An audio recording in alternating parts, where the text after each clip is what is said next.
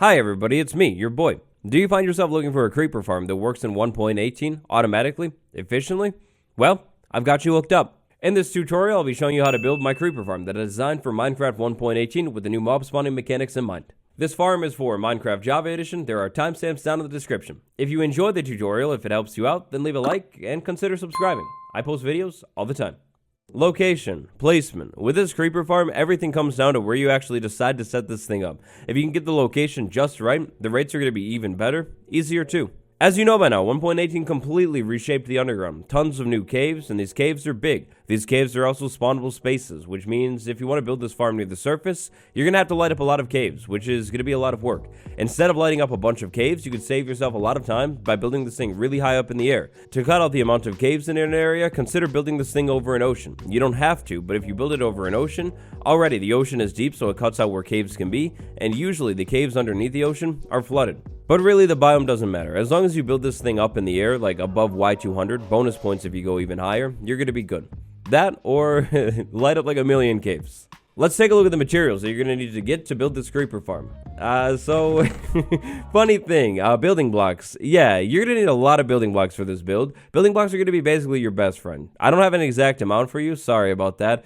But building blocks, get a lot of them and make sure they're spawnable building blocks too. Something like oak planks, that would definitely work. Speaking of wood, trapdoors. You're also going to need a lot of trapdoors. For 5 layers of this farm, if my measurements are correct, you will need 5 stacks of trapdoors and 60 more. The type of trapdoor doesn't matter, so that's nice, but a lot of trapdoors. To flush the mobs out of this farm, we're going to need a redstone clock. There are so many different ways you can set up a redstone clock, so if you have a good idea, do that. I highly recommend an Ethonian hopper clock though. They're really easy to build, and you can toggle how fast or slow they are. You'll need these materials in this row right here for the hopper clock, plus some items inside of the clock to control the timing. For 5 layers of this farm, you will also need 5 water buckets, 20 fence gates, any type will work, 5 dispensers, and 4 observers. At the bottom of the farm, to take the creepers out, we'll be using magma blocks. You'll need 64 and 41 more. Finally, to pick up the items, 1 hopper, 2 chests, a hopper minecart, 7 rails, 1 powered rail, and a power source. That's it.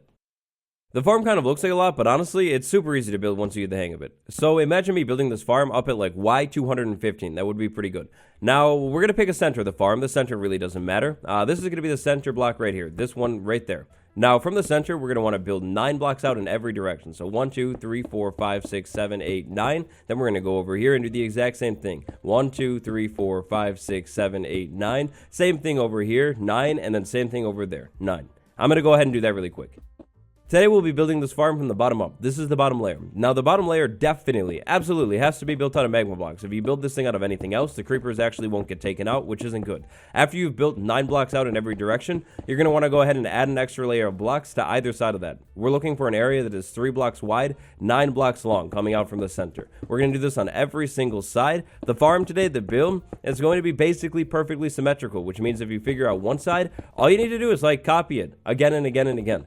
Now, not only will it be perfectly symmetrical, each layer will be exactly the same, which makes things even easier. If you want to, you could build like 2 layers of this farm. I don't recommend doing that, but you could. Or if you want to, you could go crazy and build like 10 layers of the farm. It's up to you. This is the base of our farm, and also this is all of the magma blocks that we'll need. Technically, you could save 1 magma block by taking that one out if you want to. In the middle, build up 3 blocks. This is going to mark where our next floor is going to go. Before we build our next floor, we'll start putting walls on this thing. Now, the walls on this thing, unfortunately, because of 1.18's mob spawning mechanics, are going to need to go all the way up, like the entire length of the farm. That's going to be a lot of building blocks, for sure. Also, the walls that we're setting up need to be completely solid, so unfortunately, no cutting things down with slabs or something like that. And they need to not let any light in at all, which means normal glass is out of the picture. You can use tinted glass, though, which is what I'm going to use. Once we have the first layer of walls in around this lower platform, we can actually get our water sources in down here. Water source right there, water source right there. It'll fill in the middle, and it'll go to the center. Do it on every single side. Once you've done that, you should have water that goes to the center that kind of looks like this. With that out of the way, we can go back to building our walls. So right now, I'm going to add 2 more layers to the wall. That's not going to be all that we're going to do to the wall, but 2 is fine for now. So there we go. This is what the farm looks like right now. Now it's time for the first layer of the farm. For the first layer, we're going to go up here on this 3rd block. That's going to be the center. From the center, we're going to go 7 blocks out. So 1, 2, 3, 4, 5, 6, 7. When we get this in, we should have 2 extra blocks of space right there. We're going to place a temporary block right there, a fence gate right there, and then open it. Then we're going to get rid of the temporary block, and we're going to finish filling in the floor in this section. So with one side done, we do it again. 1, 2, 3, 4, 5, 6, 7. Temporary block, fence gate, open it right there, remove that. Then we do it again over here. 1, 2, 3, 4, 5, 6, 7. Temporary block, fence gate, open it, remove that. And then finally, same thing over here. The build is actually like really easy once you get the hang of it. So here we go, fence gate, remove that, and then finish filling in the floor. The floor needs to be solid all over the place except for the 2 dropping spots at the end. We're leaving this space 2 blocks wide in case spiders spawn inside of this farm so we can get them out of it. After setting up the first layer, we have something that looks like this. To finish everything off, random block right there, doesn't matter at all. Then we're going to place a temporary block and then a permanent block right there. And then we can remove the temporary block. Next up, we're going to set up our next floor. The next floor is going to be even with this spot right here. We're going to do the exact same thing, 7 blocks out, 1 more, fence gate right up there, open it, remove that. And we're going to fill it in all the way, just like we did with the last layer, and we're going to catch the walls up. So add 3 more layers to the walls too. Once you finish the fence gates, the floor, and the walls for this layer, it's time to add a couple more random blocks to the middle. These blocks are going to be taken out, we're just putting them there for now. Now we're going to dig down right here, jump down to this layer, remove this block, and place a dispenser facing down. On top of the dispenser facing up, an observer. If you have extra blocks in there like that, it's going to be really easy to place. Now the dispenser, we're going to eventually have water inside of this thing. Dump the water out here, flush the mobs off of this layer. This is going to be pretty cool. However, right now this layer is 2 blocks tall. 2 blocks tall, not good. Zombie creeper. So we want the creepers to spawn inside of this farm. That'd be good, but zombies, definitely not. If zombies are spawning, it's going to decrease the amount of creepers that can spawn. Not good. Notice anything about these 2 things. A zombie is really tall. The creeper isn't. I can put a trapdoor right here and the creeper would still be able to spawn. Zombie, though, it doesn't work. The zombie is too tall. All we need to do to limit zombie spawns and skeleton spawns inside of this farm is cover the ceiling with trapdoors. However, we can't cover the entire ceiling with trapdoors. We're going to have water spilling out here, which means we need to leave room for the water. These blocks right in here next to the dispenser, unfortunately, need to have no trapdoors, which does mean technically we could have a zombie or a skeleton spawn inside of the farm, but there's not really a way around it. Other things that unfortunately we can't get away around, spider spawning. Spider spawning is a little bit tricky. If you have a 2x2 open area, then a spider can spawn. This area is 3. So spiders can definitely spawn inside of this farm. But we're leaving this area open like this, so spiders will drop down. The magma blocks will take the spiders out too. I guess you're going to get bonus string. But anyways, trapdoors. You're going to need to place trapdoors on every single ceiling block other than the middle 4 around the dispenser. Once you've done that on a layer, you should have something that kind of looks like this right here. Lots of trapdoors in the ceiling. The floor is open like that. Fence gates right there. To get up to the next layer, go back to the middle, break out one of these blocks, place some building blocks up here, remove those, place that back.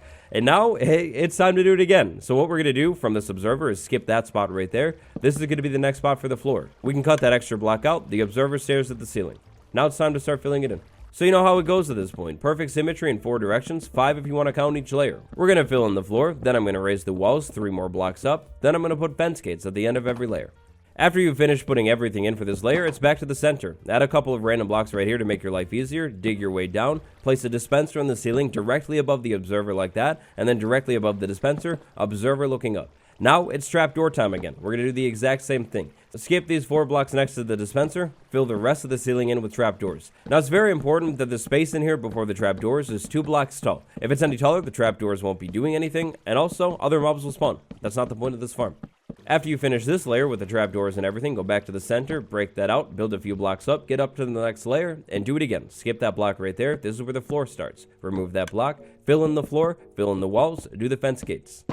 After you finish all of that, just like we've done before, extra blocks in the middle, dig down right there, replace this with the dispenser facing down, an observer facing up, and then trapdoor time.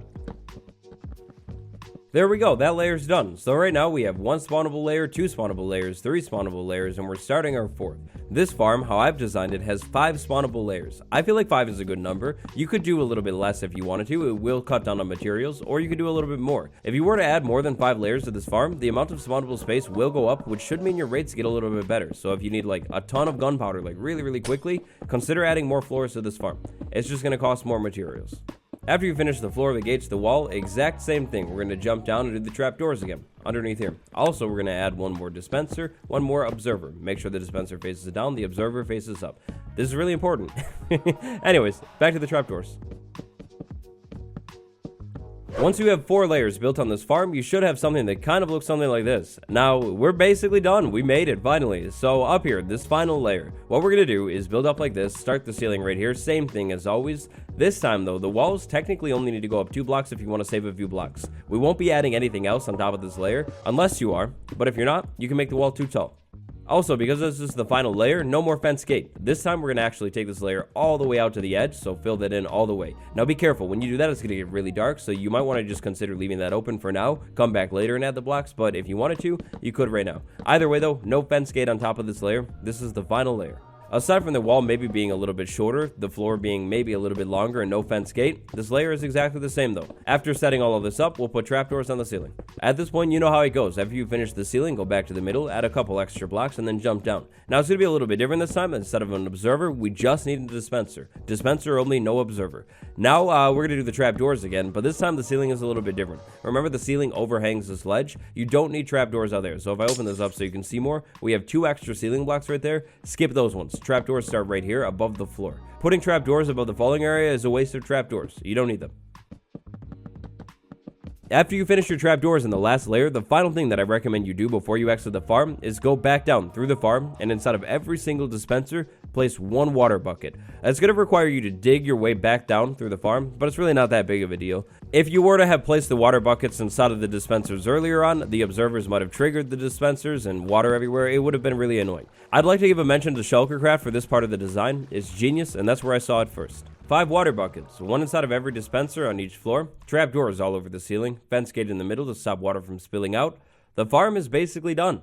Next, it's time to set up a hopper clock on top of the farm. So there are so many different ways that you could set up a clock on top of this farm. You don't necessarily need to do a hopper clock if you don't have the materials, that's fine. I highly recommend these things though because you can customize them so much. We're going to start by building up 1 more layer of blocks like this so the clock doesn't affect any of the trapdoors. Add 2 more blocks right here and we're good to go. We'll start by placing a temporary block right here and then have a hopper going into that temporary block. Remove the temporary block, hopper going into that hopper. That's going to toss the items back and forth. We'll do a sticky piston right there and a sticky piston right over here. Behind the sticky piston, we're going to do redstone dust right here, comparator going out, right here, block, and that's it. Basically, redstone block right there, redstone dust right there, and then when we're ready to start the farm, we'll put 1 more redstone dust on top of that dispenser. Now, the items inside of this hopper clock to power it.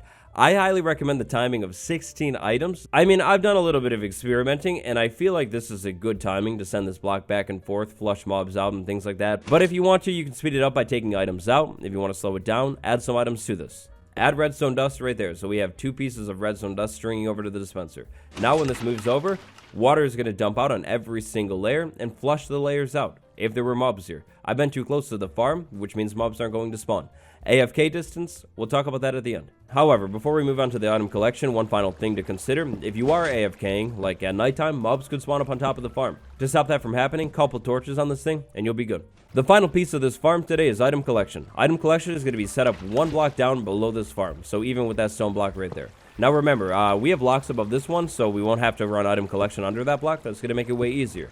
This item collection system is going to be in a 3x3 ring, this spot right here. So pick a side where you want your chest to be. Each side is symmetrical, doesn't really matter. I'm going to pick this side, that's fine. We'll do a double chest right there, remove that, place a hopper going into this chest. These blocks can be basically any building block. After this setup, we come in with 7 normal rails. We do 3 like that, we do 3 right there, and then 1 on top of the hopper too. We're going to do 1 powered rail at the back of this thing, and then a power source over here. Make sure the powered rail is not next to the hopper. If it is, it'll lock the hopper, and the items actually won't go into the chest. That's not good. The last thing that we need is hopper minecart. Small problem. Hopper minecart placed on the thing is not going to move. Easy way to get it to move, couple extra building blocks right there. Trap door right there. Open the trap door, close the trap door, crawl over here, push the thing, get out of the way quickly, and there we go. It's going to spin forever. And that's the farm. That's the entire build. So where do you AFK if you want gunpowder? Well, remember this mob spawning chart right here. This chart wasn't changed by 1.18. If you're too close to the farm, mobs aren't going to spawn. What you're going to want to do is get away from this farm. I highly recommend going like 25 or so blocks above the top layer of this farm. That should hopefully be good. You could set up a small platform, you could just do scaffolding, doesn't really matter. But maybe you don't need an AFK platform. If you set this thing up near your base, then you don't need to worry about it. Just do things at your base, have the farm loaded in, and you'll get gunpowder for free, for doing literally nothing. And so that's it, Minecraft 1.18 Creeper Farm. That's how it's done. If you have any questions about the design, throw them down in the comments below or over on my subreddit, r/waddles. Thank you all so much for watching. Leave a like if the tutorial helped you out, subscribe for more videos just like this, and on the end card will be my tutorial playlist. Check it out. I'll see you tomorrow. Goodbye.